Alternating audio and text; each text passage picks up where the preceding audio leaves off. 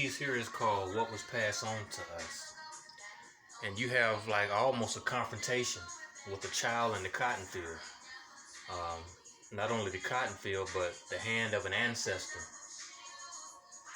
And this child is, I mean, just looking on like, what, am I supposed to embrace that? And what it is the hand of an ancestor passing on a jar of hope from a cotton field from the past.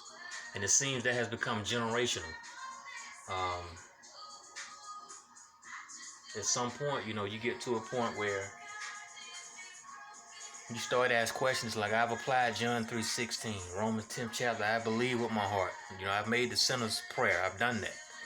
And it's like, damn, we're not getting the results that this book deemed we would get, even on earth.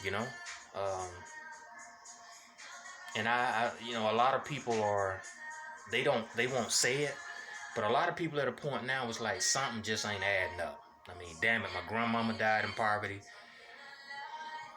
Our marriage was broken. Granddaddy was a rolling stone. My uncle go upside my auntie's head every now and then. My parents divorced. Financial breakdown, generation after generation.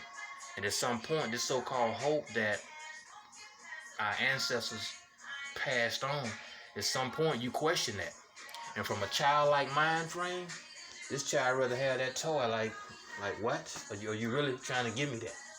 And that's where a lot of people are now. It's like they not so abrupt to embrace the so-called hope sermons, these hope speeches. A lot of people got raised questions. They're walking away with their heads down or with their heads up, confident that they're going to establish their own strategy, their own plan. But that's what this piece is called, What Was Passed On to Us. I mean, people are tired of applying the script and not getting the results.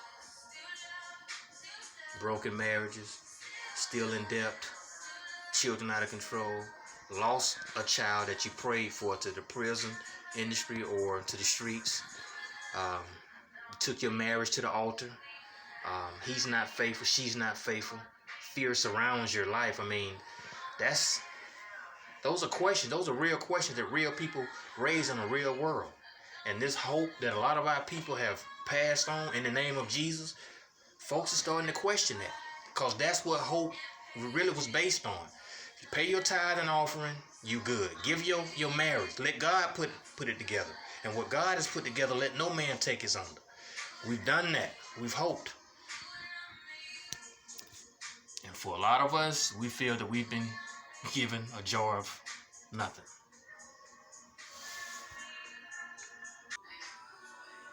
This is such a reality. In spite of what people say, I mean, it is what it is. The police are solid. It's solid. These are the boots, fatigue, high-powered weaponry. And this is the land. And this piece is called Built Among Us. I heard a woman ask the question, one of the latest police killings, where she asked, like, where do they come with these police tanks? These armored tanks. Like, how do they get it? How do they get the military weaponry?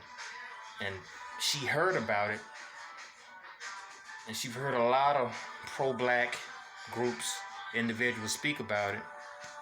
And she raised this question, and this was like on the news. I think it was the latest with the Ferguson situation. I was catching that on the news. And people don't understand is that for each county within each state, they compete for like drug arrests. If you're dealing with a state that has gang problems within certain cities, then those counties compete. The thing about when I say compete, I mean as far as arrests. Let's say you got several counties within one state. They're combating drugs. Whichever county in that state has the highest drug-related arrests, that's where a lot of money is channeled. in that direction. So that's why you would see an armored tank. That's why you see officers in military fatigue, and it appears like they're military, parapolicing. That's what it is. And it's, whether you like it or not, that's what it is. I mean, when your community is being dubbed a jungle, and sometimes we have subscribed to that term, it's a jungle. It's a concrete jungle. Proud of it. I'm a survivor of the concrete jungle. Well, they got to combat themselves within that concrete jungle. And it's built among us. It's parapolicing built among us to combat the gang activity, the drugs, etc.